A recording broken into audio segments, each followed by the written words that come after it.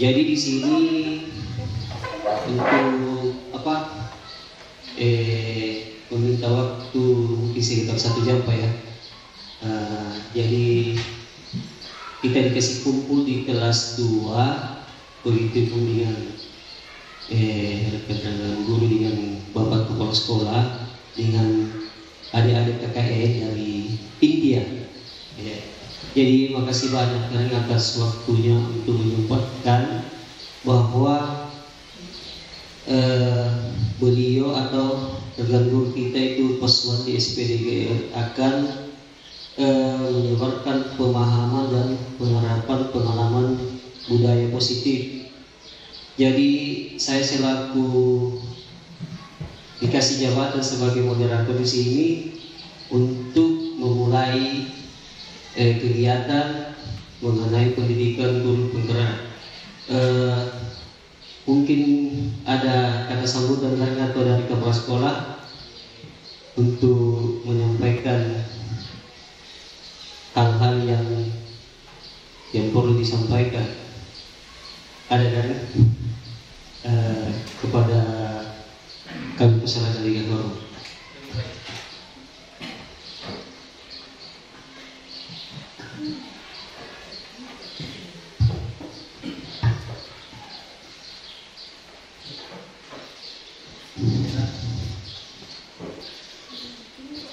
Bapak dan Ibu guru yang saya hormati,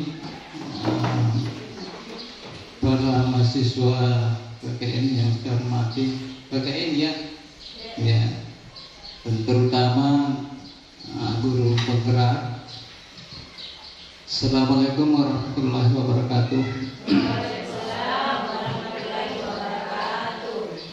Alhamdulillah, marilah kita senantiasa bersyukur kepada Allah Subhanahu wa taala, karena dengan memperbanyak syukur insyaallah Allah akan semakin menambahkan nikmatnya kepada kita semua. Selanjutnya kita tidak lupa pula menyampaikan atau membacakan salawat untuk Nabi kita Muhammad sallallahu alaihi wasallam, Nabi yang merupakan teladan bagi kita semua di dalam mengarungi hidup kita ini. Baiklah, jadi mungkin tidak terlalu panjang yang saya akan sampaikan,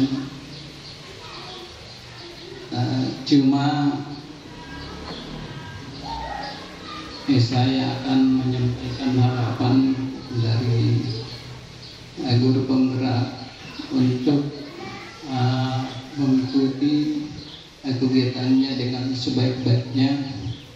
Kemudian nanti apa yang diperoleh selama proses kegiatan ini bisa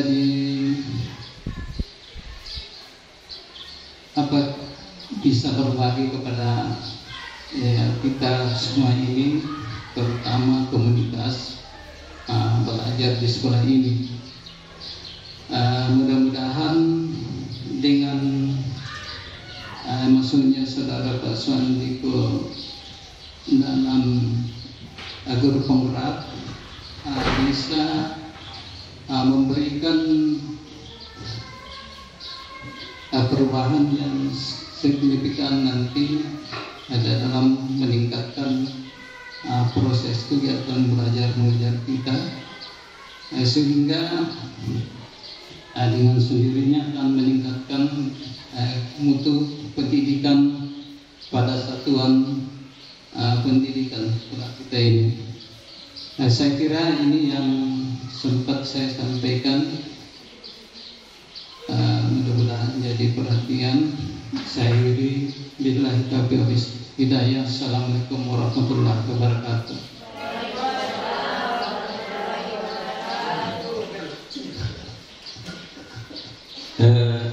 Terima kasih banyak atas sambutan yang sempat disampaikan kepada rekan-rekan guru dengan kita semua. Untuk lebih mempersingkat waktu, cara selanjutnya itu penyampaian mengenai diseminasi menyebarkan pemahaman dan penerapan pengalaman budaya positif kepada paslon di SPD. Kepada beliau kami persilakan dihormat. Bismillahirrahmanirrahim. Assalamualaikum warahmatullahi wabarakatuh. Waalaikumsalam warahmatullahi wabarakatuh. Yang saya hormati Bapak Kepala Sekolah, yang saya hormati Bapak Ibu Guru PTSD 16 Ponteramba yang sempat hadir, dan yang saya hormati pula adik-adik mahasiswa KKN dari INFI. Puji syukur senantiasa kita panjatkan kepada Allah Subhanahu wa taala karena atas berkat rahmat-Nya sehingga pada kesempatan kali ini kita masih diberikan kesehatan dan kesempatan untuk turut hadir bersama-sama mengikuti kegiatan dalam rangka diseminasi menyebarkan pemahaman dan penerapan pengalaman budaya positif. Perkenalkan Bapak Ibu, nama saya Suwardi SPD. Saya guru kelas 5 PT 16 Ponteramba sekaligus sebagai calon guru penggerak angkatan 10 Kabupaten Jeneponto. Jadi izinkan saya memberikan ataukah menyebarkan pemahaman karena ini merupakan salah satu tugas yang harus saya selesaikan, yaitu menyebarkan pemahaman.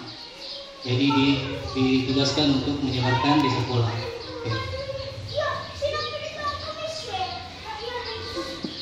Oke. Ini sekedar profil, perlu saya baca karena sudah dikenal semua. Baik Bapak Ibu sekalian, sebelum saya menjelaskan panjang lebar tentang budaya positif, alangkah baiknya ketika saya memberikan kesempatan Bapak Ibu sekalian untuk memberikan pendapatnya. Kira-kira dari katanya budaya positif, adakah yang mau mengeluarkan pendapatnya tentang apa itu budaya positif? Kalau bersedia silakan raise hand. Oke. Ibu Nurdina, karena masuk di kamera Karen Pak. Terima kasih kesempatan yang diberikan kepada saya. Bahwa pertanyaannya di situ, apa itu budaya positif? Budaya positif itu menurut pendapat saya budaya yang harus kita laksanakan dan kita lakukan sesuai dengan apa yang diperintahkan. Terima kasih. Terima kasih kan, luar biasa jawabannya. Jadi sedikit banyak sudah tercover jawabannya. Jadi budaya positif itu adalah sesuatu hal atau kebiasaan positif yang diterapkan di sekolah. Nah, salah satunya itu adalah dengan membuat keyakinan kelas atau kesepakatan kelas yang ada di sekolah. Selain itu masih banyak lagi. Dan insya Allah sebentar kita akan membahasnya satu persatu. Oke, next orang. Baik, jadi ini gambaran tentang budaya positif. Jadi budaya positif merupakan perwujudan dari nilai-nilai atau keyakinan universal yang diterapkan di sekolah. Budaya positif dapat mendorong murid untuk mampu berpikir, bertindak, dan mencipta sebagai proses memerdekakan dirinya sehingga murid mampu mandiri dan bertanggung jawab. Konsep inti budaya positif terdiri dari beberapa bagian. Yang pertama, perubahan paradigma belajar. Yang kedua, disiplin positif. Yang ketiga, kebutuhan dasar manusia. Yang keempat, motivasi perilaku manusia. Yang kelima, posisi kontrol guru. Keenam, keyakinan kelas. Dan ketujuh, segitiga restitusi. Dan insya Allah ketujuh ini kita akan paparkan satu persatu. Baik, yang pertama, pembelajaran dengan paradigma baru. Seperti yang kita ketahui sendiri bahwa di sekolah kita ini sudah menerapkan yang namanya kurikulum merdeka. Kurikulum merdeka itu tak lepas ataukah pasti berkenaan dengan yang namanya profil pelajar Pancasila. Bisa dilihat di depan Bapak Ibu ya gambar-gambarnya. Tadi pasti sudah dihafal semua. Bahkan ada lagunya kan. Pelajar Pancasila beriman dan bertakwa, ada Tuhan yang esa dan berakhlak mulia, berkebinekaan global, gotong royong mandiri, kreatif dan itu lagunya. Jadi dijadikan supaya anak-anak juga gampang untuk menghafalnya, karena menghafal seseorang itu biasa lebih mudah dengan cara dinyanyikan. Jadi seperti itu. Jadi ini ada 6 profil pelajar Pancasila yang berkaitan dengan pembelajaran paradigma baru. Jadi paradigma itu pandangan. Jadi bagaimana seorang guru itu ketika kita memasuki kurikulum baru, otomatis kita memiliki pandangan baru tentang kurikulum itu sendiri. Sebelumnya kan kurikulum 2013 ya, yang sekarang sudah beranjak di kurikulum yang baru, itu kurikulum merdeka. Baik, pembelajaran dengan paradigma baru merupakan pembelajaran yang dirancang berdasarkan prinsip pembelajaran berdiferensiasi. Mungkin ada kakak juga pernah dengar berdiferensiasi. Dan teman-teman guru juga pasti. Jadi pembelajaran yang dilakukan di kurikulum merdeka itu cenderung ke pembelajaran berdiferensiasi. Apa itu diferensiasi? Pembelajaran yang sesuai dengan kebutuhan murid, ataukah di dalam satu kelas itu pasti berbeda-beda terkait dengan karakternya, ya kan, kecerdasannya, tingkat pemahamannya pasti berbeda-beda. Dan itu yang dinamakan pembelajaran berdiferensiasi. Kemudian berdasarkan tahap perkembangan sesuai teori psikologi modern untuk mewujudkan profil pelajar Pancasila. Jadi tujuannya adalah menciptakan murid yang mempunyai karakter profil pelajar Pancasila. Oke, silakan. Kemudian yang kedua adalah disiplin positif. Disiplin positif adalah pembiasaan-pembiasaan hal yang baik, mencakup sikap atau perilaku maupun tutur kata oleh seluruh warga di sekolah, terutama bagi murid, agar dapat berkembang menjadi pribadi yang kritis, mandiri, dan bertanggung jawab. Sebagai pendidik, tujuan kita adalah menciptakan peserta didik yang memiliki disiplin diri, sehingga mereka berperilaku mengacu kepada nilai-nilai kebajikan universal dan memiliki motivasi dalam diri menuju perubahan perilaku ke arah yang lebih baik. Jadi kaitannya tadi dengan budaya positif. Jadi salah satunya adalah disiplin positif. Dan ini kita, kalau teman-teman guru pasti tidak asing lagi mendengar kata disiplin positif, karena ini merupakan bagian dari aksi nyata juga yang telah kita selesaikan. Jadi disiplin positif itu ya salah satunya adalah bagaimana kita membiasakan kebiasaan-kebiasaan yang baik. Ya, disiplin positif. Contoh umpamanya ketika mulai belajar diarahkan untuk berdoa terlebih dahulu. Itu merupakan disiplin positif. Berdoa sebelum dan sesudah pembelajaran, itu disiplin positif. Kemudian memungut sampah, itu disiplin positif. Jadi alangkah baiknya ketika kita sebagai seorang guru harus bisa menjadi contoh yang baik, teladan yang baik bagi siswa kita. Kemudian selanjutnya adalah kebutuhan dasar manusia. Setiap manusia pasti mempunyai yang namanya kebutuhan dasar. Kebutuhan dasar manusia merupakan sesuatu yang kita lakukan untuk mendapatkan apa yang kita inginkan. Seluruh tindakan yang kita lakukan memiliki tujuan. Semua usaha terbaik yang kita lakukan agar kebutuhan dasar kita terpenuhi dengan baik. Kira-kira kalau saya bertanya, mungkin ada di kakaknya, mohon jawabnya juga. Kira-kira kebutuhan dasar manusia itu apa? Coba, bisa? Salah satu saya. Kira-kira kebutuhan tak? Pasti semua punya kebutuhan kan? Apalagi kalau seorang perempuan. Kebutuhan apa kira-kira? Kira-kira kebutuhannya apa? Pasti tahu lah kebutuhan manusia, masa tidak ada yang tahu? Ya, betul sekali. Makan. Bagus ya, makan. Semua manusia pasti butuh makanan.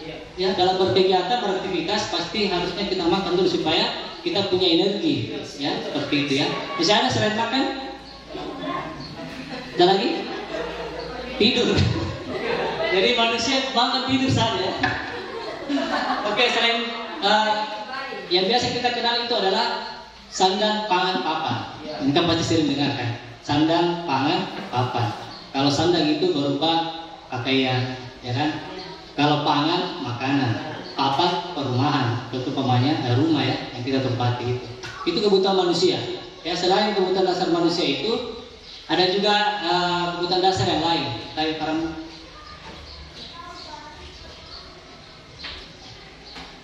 Oke. Jadi selain sandang, pangan, papan, kebutuhan dasar manusia yang terbagi itu ada juga ada 5 secara keseluruhan. Jadi yang pertama itu setiap manusia pasti tahu yang namanya bertahan hidup. Tidak ada manusia yang tidak mau bertahan hidup. Semiskin-miskinnya seseorang itu pasti dia mau bertahan hidup, dia berusaha untuk bagaimana cara dia bisa makan. Ya makanya di dalam bertahan hidup itu ada makanan, pakaian, tempat tinggal, keamanan dan kesehatan. Yang ini semua adalah lahiriah bagi kita ya. Kalau manusia itu secara lahir itu membutuhkan yang namanya itu. Kemudian yang kedua adalah kasih sayang dan rasa diterima. Kasih sayang, rasa diterima, dipedulikan, berbagi, kerjasama dan menjadikan bagian dalam kelompok. Ya kan? Yang sudah berkeluarga, begitu pun yang belum berkeluarga. Contoh umpamanya kerjasama. Ya, kalau saya masuk ke dunia KKN, ya otomatis dalam satu posko itu pasti perlu yang namanya kerjasama. Iya, tidak mungkin dalam satu program itu hanya satu yang mau menjalankan, pasti butuh yang namanya kerjasama dalam kelompoknya supaya programnya tercapai. Oke.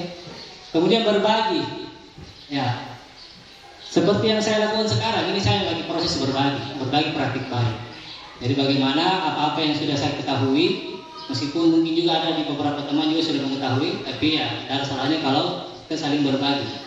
Kemudian rasa dipedulikan, ya kan? Terkadang kita berbuat sesuatu kebaikan, dan kita juga perlu yang namanya dipedulikan.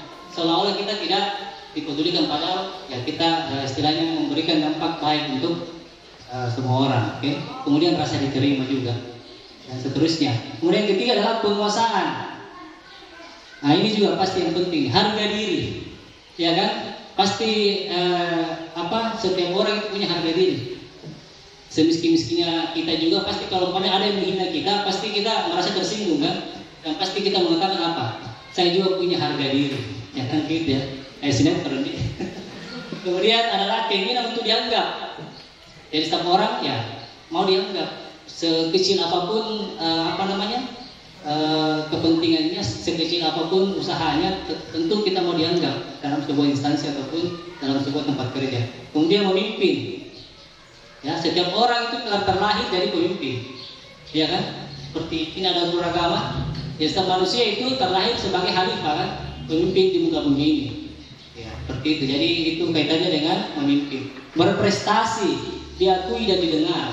Okay? Jadi semua orang juga pasti mau berprestasi, terlepas dari bagaimana tujuannya itu. Kemudian yang keempat adalah kebebasan. Kebebasan itu berkaitan dengan mandiri, memiliki pilihan, mencoba hal baru dan mampu mengendalikan arah dirinya.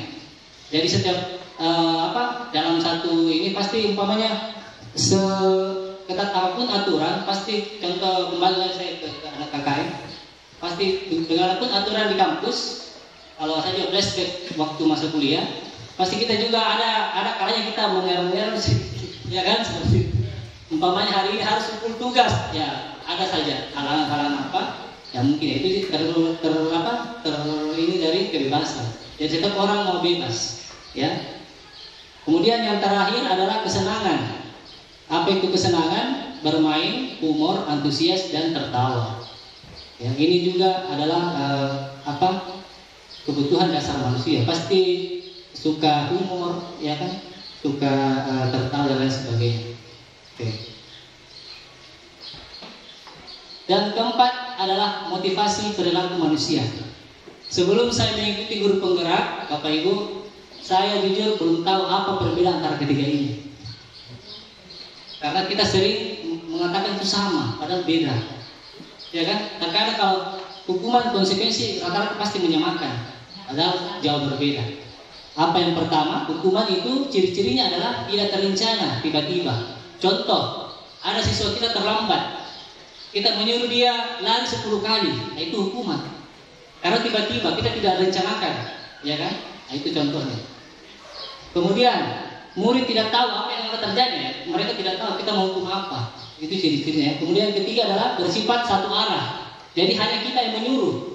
Kita tidak perlu persetujuan dari mereka. Kamu menerima tidak? Nah itu namanya ciri-cirinya adalah hukuman. Kemudian terakhir adalah berupa hukum fisik atau psikis. Kayak lari itu kan fisik. Dan kalau psikis itu berkaitan dengan kejiwaan atau psikologinya. Nah, kemudian konsekuensi terencana dan disepakati sesuai peraturan. Contoh adalah aturan tata tertib. Itu disepakati bersama kan. Jadi ada timbal balik di situ dan terencana yang kita buat semua. Kemudian kedua adalah murid tetap dibuat tidak nyaman. Jadi meskipun aturan itu ada, tapi tetap saya yakin tidak ada murid yang 100% mengikuti aturan itu. Ada saja pasti yang dilanggar, seperti itu ya. Kemudian yang ketiga adalah sikap guru selalu memonitor murid. Jadi sedikit-sedikit dimonitor, nah, seperti itu. Jadi apalagi kita sekarang lagi sementara masa-masa ujian, nah ini adalah contohnya. Apa biasa kata-kata kita kalau lagi ujian? Kalau lagi ujian tenang, kalau ada yang tidak tenang kita ambil soalnya. Begitu kan biasa kan, itu konsekuensi jatuhnya karena iya udah dipakati tapi dalam artian murid itu tetap tidak nyaman, ya kan?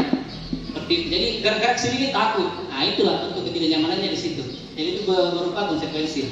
Dan terakhir adalah yang kita harapkan bersama, restitusi. Apa itu restitusi? Yang pertama adalah proses menciptakan kondisi bagi murid untuk memperbaiki kesalahan. Jadi dalam proses restitusi ini kita mengarahkan murid itu dia memperbaiki sendiri kesalahannya.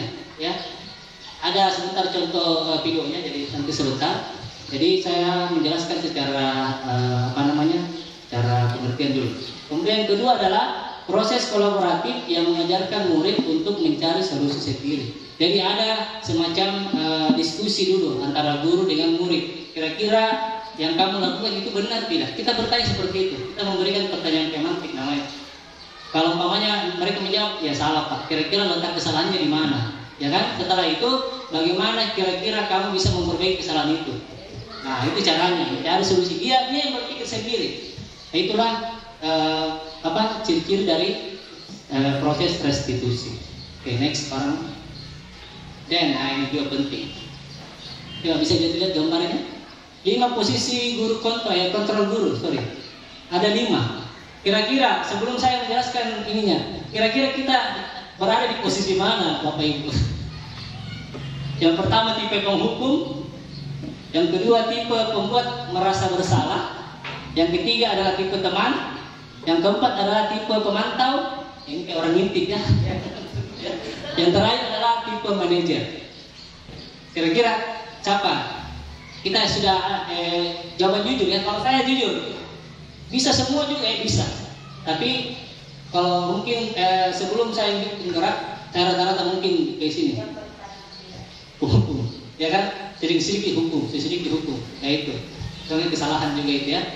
Oke, itu jadi rata-rata pasti kita menghukum ataupun ya artinya kelima ini pernah kita lakukan. Kita jadi biasa bisa menjadi teman. Yang mana contohnya teman? Contoh umpamanya kita memanggil baik-baik siswa itu, ya kan kita menjelaskan baik. Kamu kenapa nak? Yang kemarin dilakukan oleh Dentonji itu, Dentonji lagi bersifat posisi kontrol sebagai teman yang kemarin bermasalah siswanya, ya. Seperti itu dia. Lanjut Pak. Jadi penjelasannya, nah ini ada semacam studi kasus. Kasusnya adalah Adi terlambat hadir di sekolah. Nah, ketika seorang guru itu berada pada tipe penghukum, ciri-cirinya adalah nada suaranya tinggi, bahasa tubuhnya mata melotot, dan jari menunjuk-nunjuk seolah-olah kayak menghardik. Ya, kamu ini, kamu lagi. Nah itu tipe penghukum kan? Nah itu.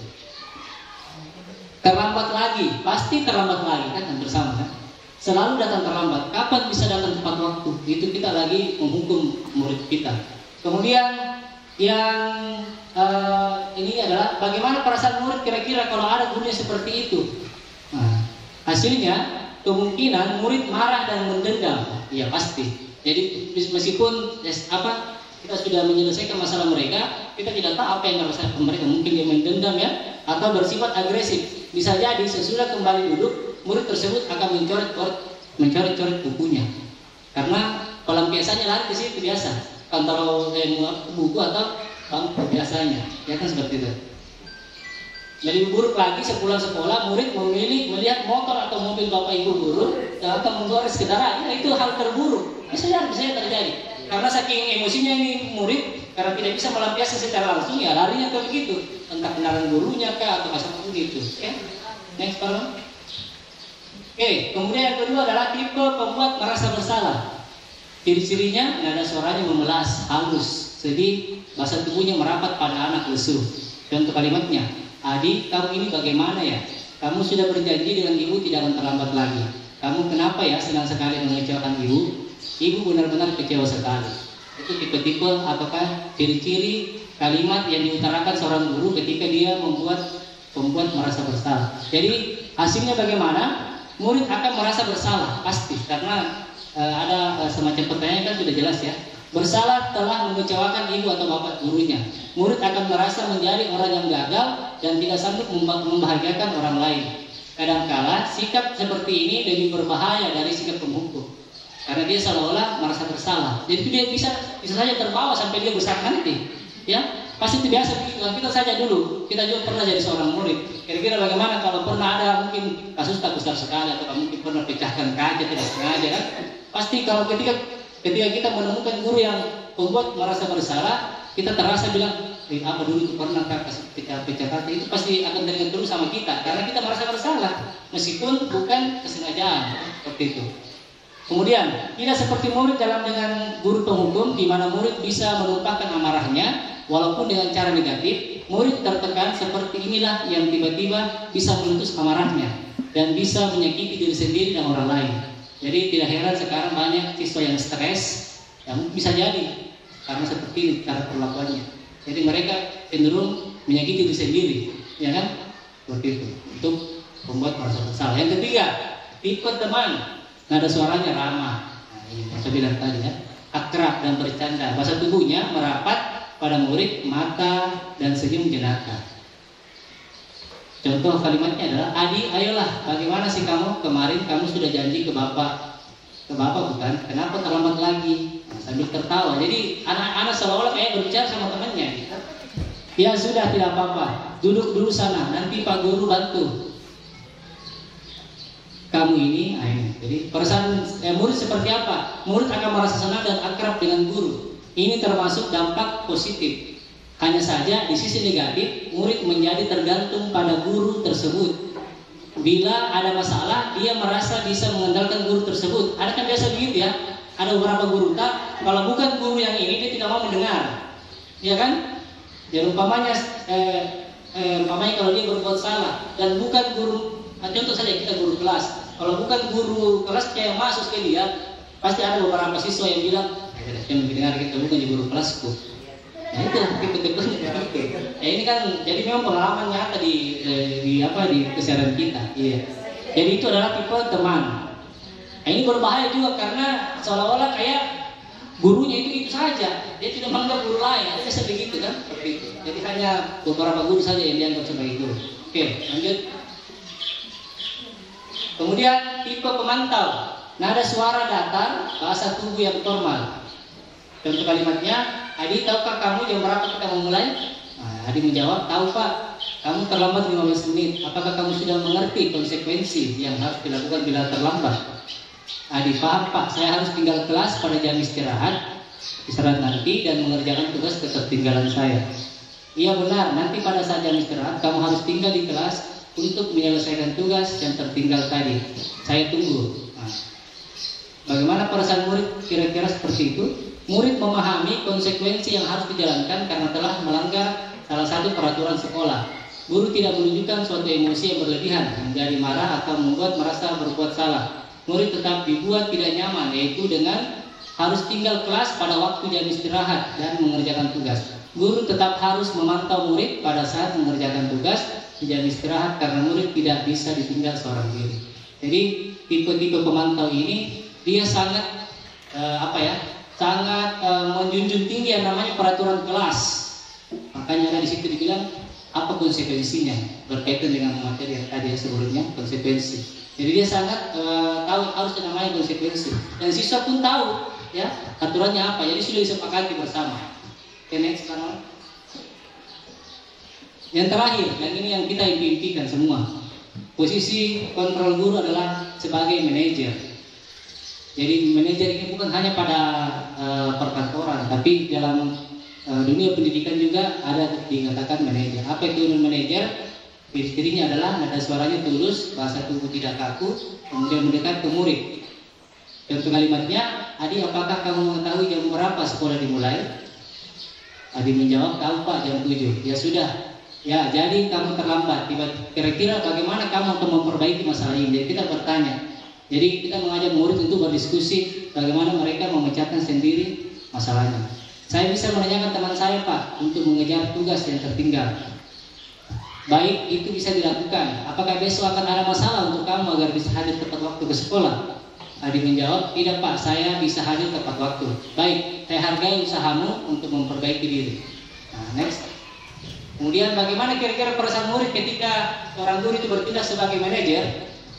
Yang pada posisi manajer, maka seorang guru sebaiknya tulus, tidak perlu marah, tidak perlu meninggikan suara, apalagi menunjuk-nunjuk jari ke murid, berkaca pinggang atau bersikap seolah-olah menyesal, tampak sedih sekali atau akan perbuatan murid ataupun bersenda gurau menempatkan diri sebagai murid. Fokus pada murid bukan untuk membahagiakan guru atau orang tua. Murid sudah mengetahui adanya suatu masalah dan sesuatu perlu terjadi. Bila guru mengambil posisi pemantau, guru akan melihat apa konsekuensinya, apa peraturannya. Namun pada posisi manajer, guru akan mengembalikan tanggung jawab pada murid untuk mencari jalan keluar permasalahannya, tentu dengan bimbingan guru. Lanjut. Oke, contoh lain penerapan 5 posisi kontrol di atas. Ada sebuah kasus murid tidak mengerjakan tugas yang diberikan guru. Nah, contoh tipe penghukum, dia biasa mengatakan berdiri di depan, sebelah kaki di depan sebelah kaki di atas. Nah, itu tipe penghukum jatuhnya. Kemudian pembuat merasa bersalah. Kesekian kali sudah ibu ingatkan atau bapak ingatkan, kamu senang ya melihat ibu terus-terusan bertindak seperti itu. Jadi ini ciri-ciri kalimatnya. Lanjut. Nah, kalau teman, ayo dong kamu kerjakan tugasnya, nanti kalau sudah selesai kita main games. Nah, saya biasa itu teman juga di kelas saya. Jadi biasa kita membuat sebuah permainan supaya seolah-olah kita bertindak sebagai teman mereka. Oke? Kemudian sebagai pemantau, kamu sudah melakukan kesalahan dan sudah mengetahui konsekuensinya. Sekarang selesaikan dan segera kumpulkan. Itu tipe pemantau. Next. Dan manajer contohnya adalah, apakah kamu tahu kesalahanmu, keyakinan sekolah apa yang sudah kamu langgar, dan apa yang akan kamu lakukan untuk menyelesaikannya. Jadi memberikan solusi, ya, berdiskusi. Lanjut. Nah, next selanjutnya adalah posisi kontrol apakah kita. Ya, saya nanti aku dari sini banyak ya. Nah, saya kecewa sekali dengan kamu. Jadi saya sebelum saya suruh Pak Rahman next, kira-kira kalau ada bahasa kata-kata seperti ini, dia tipe kontrol apa kira-kira? Dari yang tadi ada penghukum, ada apa tadi? Pemberi rasa bersalah, ada pemantau, ada teman, ada manajer. Kira-kira kalau kata-kata seperti ini, saya kecewa sekali dengan kamu, itu jatuhnya apa kira-kira? Saya kecewa sekali, ada rasa ini, apa kira-kira? Membuat rasa bersalah. Oke, coba Pak Rahman, coba next Pak Rahman. Kira-kira benar tidak yang jawabannya kalian dorong? Betul sekali. Tepuk tangan. Mantap. Berarti fokus. Lanjut Pak Rahman. Nah, soal kedua. Posisi kontrol apakah kita? Kamu tidak pernah benar melakukannya. Sekarang keliling lapangan 3 kali. Ini jelas sekali ya. Kira-kira cek ini. Oke, mantap sekali. Penghukum. Kalau sudah jelas disuruh keliling lapangan. Oke, lanjut Pak Rahman. Nah, yang ketiga, posisi kontrol apakah kita? Kira-kira bagaimana kamu akan memperbaiki masalah tes? Luar biasa, sudah tahu ini. Manajer ya, mantap sekali. Lanjut. Kalau masih ada? Nah, masih ada. Yang keempat, ayolah lakukan diri bapak. Kira-kira tipe apa kayak ini? Coba. Luar biasa. Luar biasa. Karena sudah tahu tipe-tipe posisi kontrol. Luar biasa. Lanjut. Yang kelima, kamu terlambat 15 menit. Apakah kamu sudah mengerti konsekuensi yang dilakukan bila terlambat? Jadi dia guru ini apa namanya? Beraganya ada. Iya, betul. Coba lihat Pak Rahman. Luar biasa. Luar biasa. Pemantau. Jadi tipe pemantau ini ya berpegangan teguh dengan yang namanya aturan sekolah. Jadi apa aturan sekolah, terlambat 15 menit ya langsung dihukum. Itulah yang namanya tipe pemantau. Oke, next teman-teman. Oke, lanjut keyakinan kelas. Nah, ini yang paling utama dari pembahasan kita hari ini. Keyakinan kelas merupakan kesepakatan kelas yang diyakini bersama guru dan murid dengan harapan dapat meningkatkan kedisiplinan murid. Keyakinan kelas berupa pernyataan universal dibuat dalam bentuk positif dan bersifat abstrak. Keyakinan kelas hendaknya tidak terlalu banyak sehingga mudah diingat dan dipahami. Semua warga kelas ikut berkontribusi dalam pembuatan keyakinan kelas lewat kegiatan mengutarakan pendapat. Saya kasih ilustrasi Bapak Ibu. Sebagai contoh, ketika kita di jalan, kita lagi mengendarai motor, kira-kira apa yang kita biasa pakai kalau mengendarai motor? Helm. Kira-kira Bapak Ibu sekalian menggunakan helm itu karena apa? Alasannya kenapa? Apalagi? Pelindung kepala, keamanan, apalagi? Mungkin ada juga yang menjawab karena takut ditangkap polisi, Pak. Nah, ada juga begitu kan? Nah, jadi selain keamanan, keselamatan, ada juga hanya gara-gara takut, ya kan? Makanya takut ditilang, iya. Nah, takut ditilang dan keamanan ini dua hal yang berbeda. Kenapa saya bilang seperti itu? Kalau dia memakai helm karena takut ditangkap atau ditilang polisi, itu jatuhnya adalah faktor eksternal atau dari luar. Kenapa? Karena dia tidak yakin sama dirinya. Kalau dia pakai helm, dia selamat. Kalau dia jatuh bisa selamat. Artinya dia tidak punya keyakinan berkaitan dengan temanya. Ya, jadi itu adalah faktor eksternal. Dia mau pakai helm karena cuma takut ditilang. Dia tidak mau tahu apakah dia jatuh, dia kecelakaan, kemudian dia bisa meninggal dan sebagainya. Jadi itu dia tidak yakin. Beda kalau tadi karena keselamatan, itu dia ada dalam faktor internal, jadi ada dari dalam. Yes, betul. Keselamatan itu ciri-ciri adalah faktor internal, jadi dari dalam. Oke. Jadi ini contohnya, tapi bentar, next. Jadi ilustrasinya seperti itu.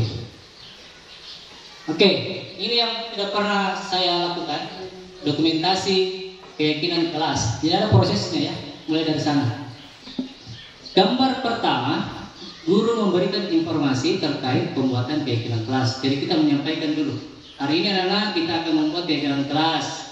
Kita jelaskan keyakinan kelas itu seperti apa. Kesepakatan kelas yang harus disepakati bersama, ya kan? Kemudian langkah kedua, masing-masing murid menuliskan keyakinan kelas. Jadi mereka bebas berpendapat apapun yang mereka inginkan di kelas. Contoh umpamanya menjaga kebersihan, ya kan? Tanggung jawab atau berdoa, itu keyakinan kelas. Jadi mereka sendiri menulis. Jadi saya memberikan mereka kebebasan. Kemudian yang ketiga adalah murid selesai menulis masing-masing keyakinan, jadi mereka menampilkan, ya, bahwa mereka sudah menulis keyakinan kelasnya. Kemudian yang keempat, ini peri kecil, dia bersiap menempelkan. Jadi setelah dia membuat, dia juga menempelkan menempelkan ke papan tulis dari saya. Jadi keyakinan kelas ini kemudian masing-masing murid naik untuk menempelkan keyakinan kelasnya, apa-apa yang mereka inginkan. Dan setelahnya adalah pembuatannya. Artinya inilah yang ada di kelas saya, kelas 5. Ya, keyakinan kelasnya. Jadi ada 7 kalau tidak salah. Ya, salah satunya di situ adalah tepat waktu, kemudian saling menghargai, ya kan? Apalagi sekarang itu lagi pembahasan tentang bullying itu ya. Jadi bullying itu yang sangat kita hindari bersama. Kemudian next, segitiga restitusi. Jadi ada, sebelum saya jelaskan, pernah dengar segitiga restitusi, Bapak Ibu? Tidak pernah? Oke. Segitiga restitusi dari bentuk segitiga. Iya, dari katanya segitiga ya sudah ada di sini. Apa yang pertama? Yang pertama itu, atau saya jelaskan mengenai dulu. Segitiga restitusi adalah suatu proses dialog yang dijalankan guru dan orang tua agar dapat menghasilkan murid yang mandiri dan bertanggung jawab. Jadi ini penerapannya bukan hanya di sekolah, tapi bisa juga dilakukan di rumah. Yang sebagai orang tua bisa diterapkan ke anak kita masing-masing. Yang pertama itu, langkah pertama adalah menstabilkan identitas. Jadi penjelasannya sebentar ya. Kemudian yang kedua adalah validasi tindakan yang salah. Dan yang ketiga adalah menanyakan keyakinan. Oke. Kemudian segitiga restitusi membantu murid memiliki tujuan, disiplin positif dan memperbaiki dirinya setelah berbuat salah. Dan yang terakhir, restitusi bukan untuk menebus kesalahan, namun untuk belajar dari kesalahan. Jadi restitusi ini tujuannya adalah bukan kita mau menyalahkan muridnya atau mahasiswanya, tapi dia belajar dari kesalahannya, kira-kira bisa belajar tidak? Kalau dia berbuat kesalahan hari ini, kira-kira besok bisa merubah tidak atau tidak? Nah, itulah tujuan dari segitiga restitusi. Next. Nah, menstabilkan identitas. Jadi ciri-cirinya adalah berbuat salah itu manusiawi. Jadi ciri-ciri kalimatnya? Berbuat salah itu manusiawi. Jadi guru itu biasa kata-katanya adalah seperti itu. Yang kedua adalah tidak ada manusia yang sempurna. Kemudian yang ketiga adalah Bapak Ibu juga pernah melakukan kesalahan. Jadi kita memberitahu kepada murid, setiap orang itu pernah berbuat kesalahan. Jadi jangan sampai anak-anak itu merasa bilang kesalahan itu sudah tidak bisa dimaafkan, ya seperti itu. Yang keempat, Bapak Ibu tidak tertarik mencari siapa yang salah, tapi Bapak Ibu ingin mencari solusi dari permasalahan ini. Biasakan ada anak murid kita yang bertengkar 2 orang, kita menyuruh masuk ke kelas, kemudian kita interogasi 2 orang ini kan. Jadi bisa kita menggunakan kata-kata ini. Bapak tidak mau mencari siapa yang salah, tapi bagaimana caranya kalian bisa menemukan solusi dari permasalahan tersebut. Ya, jadi anak-anak itu berpikir juga, jadi bagaimana kira-kira saya bisa mendapatkan solusinya. Dan yang terakhir, yang kelima, kamu berhak merasa begitu. Jadi umpamanya kita bertanya sama murid kita, kenapa? Apa masalahnya? Contoh umpamanya, ini kering, ambil buku atau karena coret-coret di bajuku, kan bisa begitu. Nah, jadi kita bisa gini, kamu berhak merasa begitu. Jadi kita kembalikan ke cerita. Kira-kira kalau kita yang seperti itu marah tidak? Pasti marah juga ya. Jadi seperti itu ya. Jadi berhak merasa begitu. Next orang. Yang kedua adalah validasi tindakan yang salah. Contoh kalimatnya, kamu pasti punya alasan melakukan hal tersebut, ya kan? Contoh umpamanya itu tadi mencoret-coret. Jadi senakal-nakalnya murid pasti dia punya alasan mencoret-coret bajunya. Mungkin umpamanya dia jengkel sama orang itu, ya kan? Suka mungkin mengata-ngatai, jadi mungkin coret-coret. Ya. Jadi dia punya alasan. Kemudian yang kedua adalah padahal kamu bisa melakukan lebih buruk lagi. Jadi contoh itu umpamanya dia cuma mencoret-coret, ya bisa saja dia memukul kan? Nah, itu lebih buruk. Iya, atau merobek malah ya. Jadi kita bisa menggunakan kata-kata tersebut. Jadi kita memvalidasi dulu tindakan mereka salah, ya benar salah, tapi ya kita dengan cara melakukan mengatakan kalimat ini. Kemudian ketiga adalah kamu patut bangga pada diri sendiri karena kamu telah melindungi sesuatu yang penting buatmu. Contoh umpamanya ada seorang siswa menghina orang tuanya, biasa bilang apakah naik atau anak kan? Nah, itu kan harga diri sebenarnya jatuhnya. Karena ya itu kan biasa ada nama-nama orang tuanya dipleset-plesetin. Itu kan jadinya bullying sebenarnya, ya kan? Karena kita menghina orang tua kita. Jadi ya wajar lah kalau umpamanya ada seorang siswa melindungi diri. Ya kembali lagi ke harga diri tadi ya, salah satu kebutuhan manusia. Oke. Next. Dan yang ini adalah menanyakan keyakinan. Apa keyakinan kelas kita? Ini kita tanyakan. Apa kira-kira keyakinan kelas kita? Jadi umpamanya keyakinan kelas kita tadi saling menghargai antar teman. Ya. Ketika dia mencoret-coret, kan dia sudah melanggar keyakinan kelasnya atau tidak menghormati ya. Kemudian yang kedua adalah nilai-nilai apa yang telah disepakati. Itu tadi nilai kedisiplinan, nilai saling menyayangi antar teman, menghormati guru dan lain sebagainya. Yang ketiga adalah seperti apa gambaran kelas yang ideal menurut kamu. Jadi salah satu contoh menanyakan keyakinan. Pasti mereka menginginkan yang namanya kelasnya itu bersih, kelasnya cantik, ya kan, bebas dari bullying dan lain sebagainya. Kemudian yang ketiga adalah kamu mau jadi orang yang seperti apa, ya. Jadi kemudian yang kelima adalah apakah kamu bersedia memperbaiki semua permasalahan ini. Jadi kita menanyakan apakah gurunya bersedia atau siswanya bersedia. Oke, kemudian next. Oke, ini ada contoh video ya. Contoh video. Jadi ini cuma skenario ya Bapak Ibu, bukan real sebenarnya. Namanya skenario kan. Jadi kita sebagai sutradara mungkin memberikan contoh penerapan segitiga restitusi. Oke, seperti itu ya. Oke, silakan Pak diputar ya itu yang YouTube-nya. Kita nonton dulu. Tapi kejadian.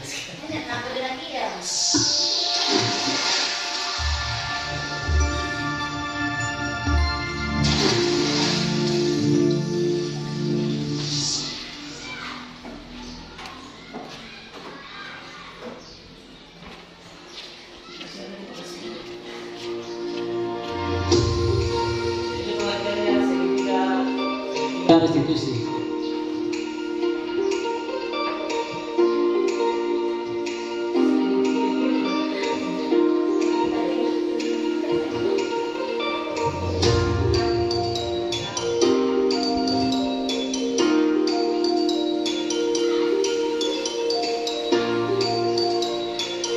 Ini ada kasusnya, nanti yang kita stop dulu para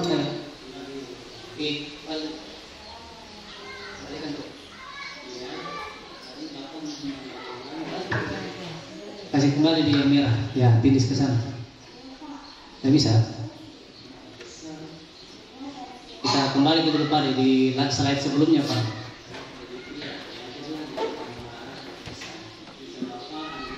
Ada besar suaranya ini.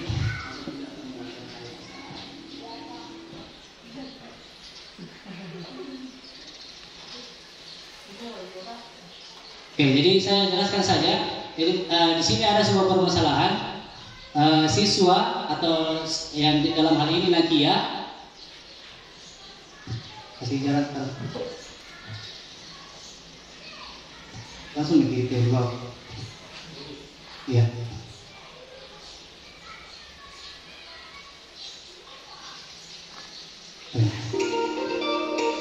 Nanti pas di kasusnya kita kasih berhenti. Terus.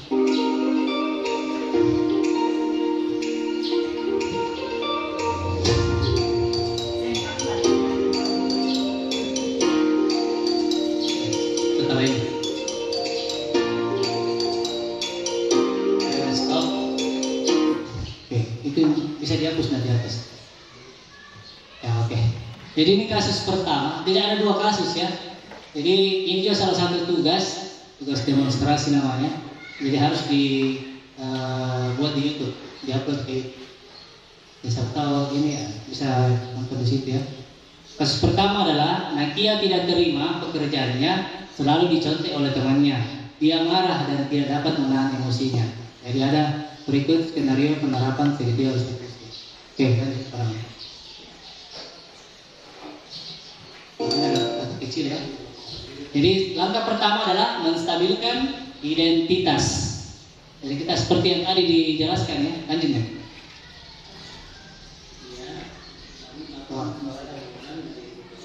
Oh ini ya.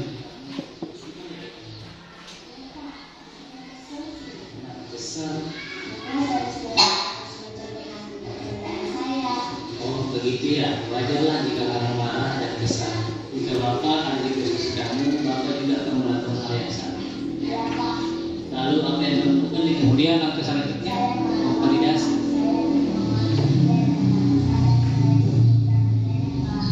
Oh begitu, pasti kamu berbuat seperti itu ada alasannya.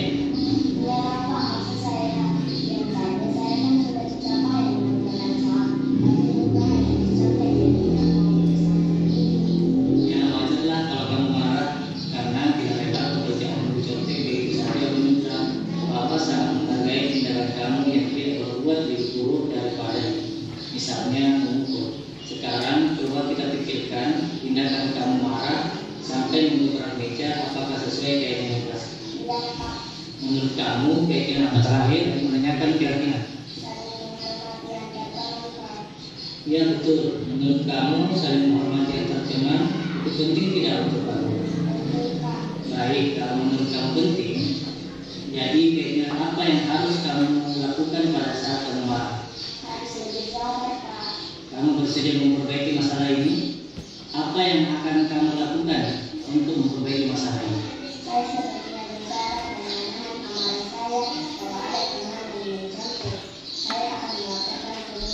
Iya, tepat sekali dengan kamu, Nak. Tetap semangat ya. Sekarang silakan kamu kembali ke kelas. Oke, stop. Ini tanggapannya. Hasan Par, tanggapan. Iya. Perkenalkan, nama saya Nakia. Saya dari Mana orangnya? barusan saya sering berdiskusi dengan kamu karena aku Jadi artis video sehari. sekian. Terima kasih. Assalamualaikum. Oke, stop. Nah, ini satu kasus saja ya, karena waktu itu sudah stop ya Pak. Oke, jadi di kasus pertama itu ada seorang murid yang memiliki permasalahan, yaitu tentang karena apa? Ada seorang temannya yang sering mencontek pekerjaannya ketika mengerjakan tugas. Ya, akibatnya dia marah, kemudian dia sempat menggebrak meja ya. Nah, jadi itu. Jadi cara penerapan segitiga restitusi tadi adalah dengan cara yang pertama adalah menanyakan apa atau menstabilkan identitas. Kita bertanya terlebih dahulu, kira-kira permasalahannya kenapa, ya kan? Kemudian yang kedua adalah memvalidasi tindakan yang salah. Jadi kita bertanya kayak tadi ya, apa namanya? Kalau Pak Guru juga ada di posisi kamu, Pak Guru juga akan melakukan hal yang sama. Nah itu contoh-contoh kalimatnya. Dan yang terakhir adalah menanyakan keyakinan kelas apa yang dia langgar, kemudian bagaimana kira-kira dia mampu menyelesaikan masalahnya, dan seterusnya. Jadi harapan dari penerapan segitiga restitusi adalah bagaimana murid itu dapat mematuhi keyakinan kelas yang telah dibuat. Jadi yang namanya anak sekolah kan kita tidak bisa pungkiri bahwa bisa saja terjadi hal-hal yang demikian, bukan hanya mencoret-coret mungkin ataukah yang lainnya. Bahkan tempat kan ada yang biasa saling memukul dan lain sebagainya. Dan itu semua bisa kita terapkan dengan atau lagi bisa kita selesaikan masalahnya dengan penerapan segitiga restitusi. Seperti yang saya bilang tadi, ini bukan hanya di sekolah, bisa juga dilakukan di anak kita sendiri. Jadi umpamanya anak kita lagi berkelahi dengan temannya, bisa kita panggil baik-baik, kemudian kita tanyakan kenapa bisa seperti itu. Yang insya Allah ketika kita sudah menyampaikan seperti itu, anak itu tidak akan, ya itu tadi timbul tadi yang kayak memberi rasa bersalah, seolah-olah kayak macam dihukum, itu tidak. Jadi harapan kita adalah kita seorang guru sebagai seorang manajer, itu yang paling penting. Kemudian dalam penerapan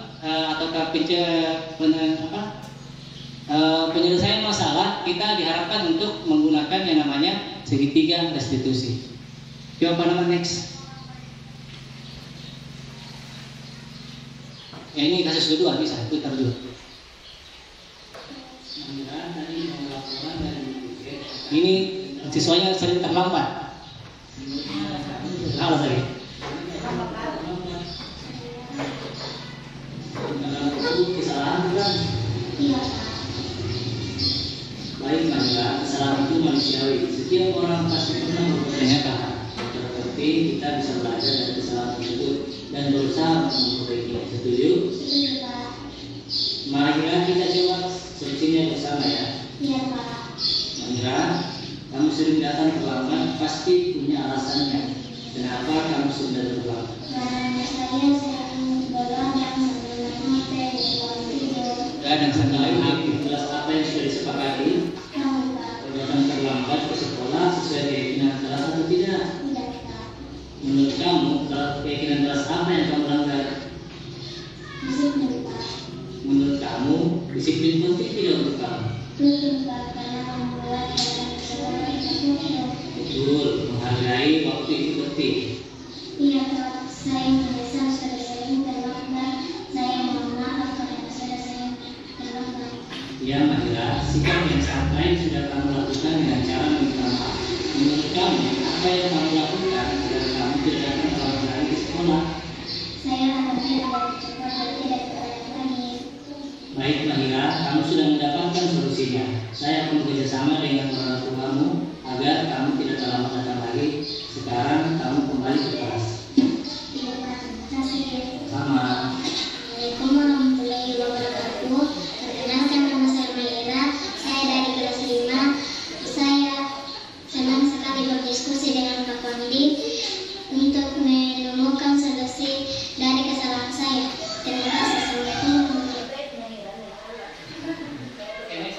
ada lanjutannya? Enggak, bukan videonya. Nah, ini slide-nya dalam.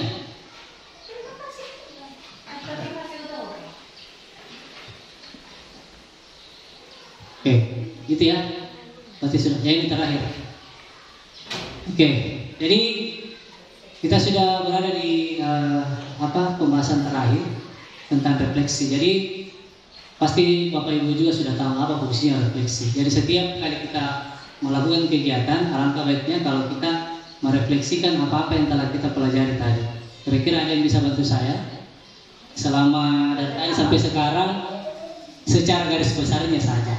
Contoh umpamanya, apa yang pertama kita pelajari tadi? Budaya positif. Iya, budaya positif. Coba saya. N-nya. Saja.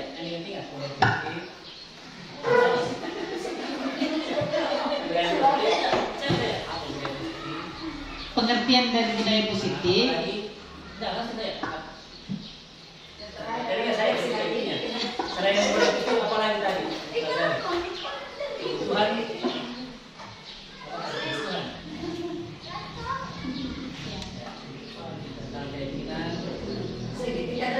Segitiga.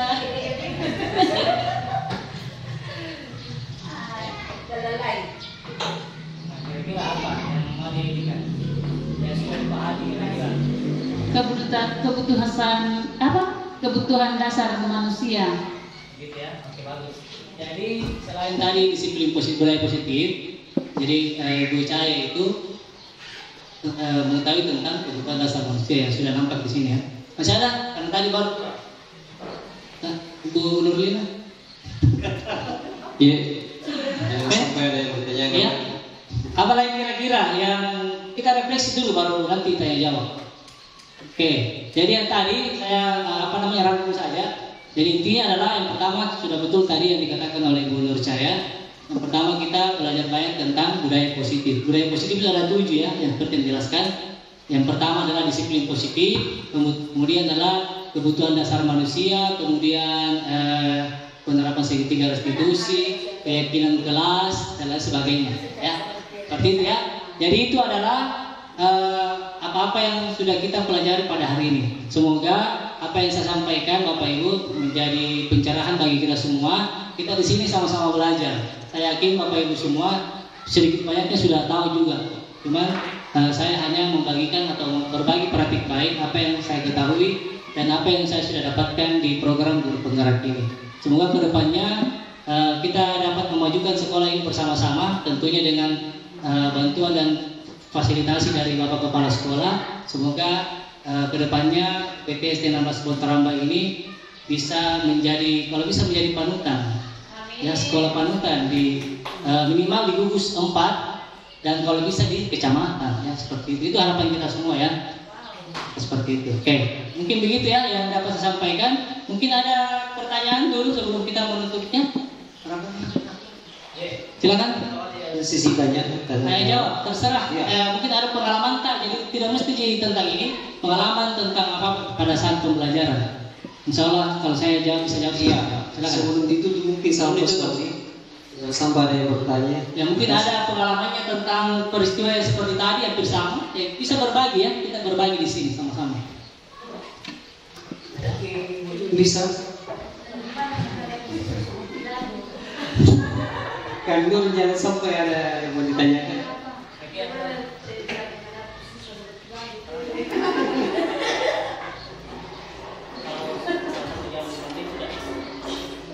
Oke.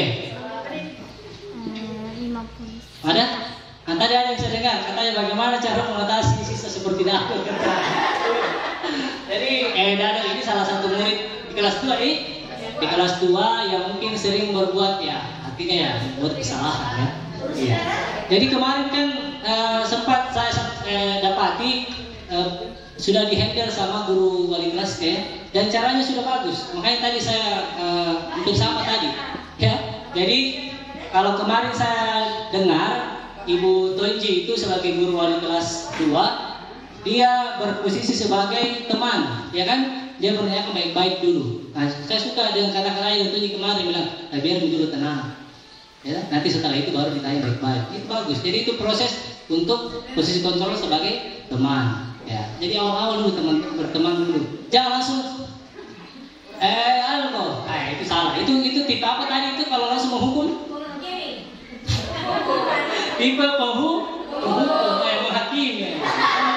Kalau besar bulan sidang, ya seperti itu ya. Jadi caranya itu tadi harus sabar, ya. Kemudian kita bisa menerapkan yang tadi segitiga restitusi, menstabilkan identitas, ditanyakan, kemudian memvalidasi tindakan yang salah, dan terakhir menanyakan keyakinan. Mungkin seperti itu yang bisa saya jawab. Masih ada sebelum kita tutup? Sudah paham semua di antara teman anak kakak? Sedikit juga Pak Sodi. Oh silakan, para yang bagus. Kenapa saya kembali ke slide dari segitiga restitusi?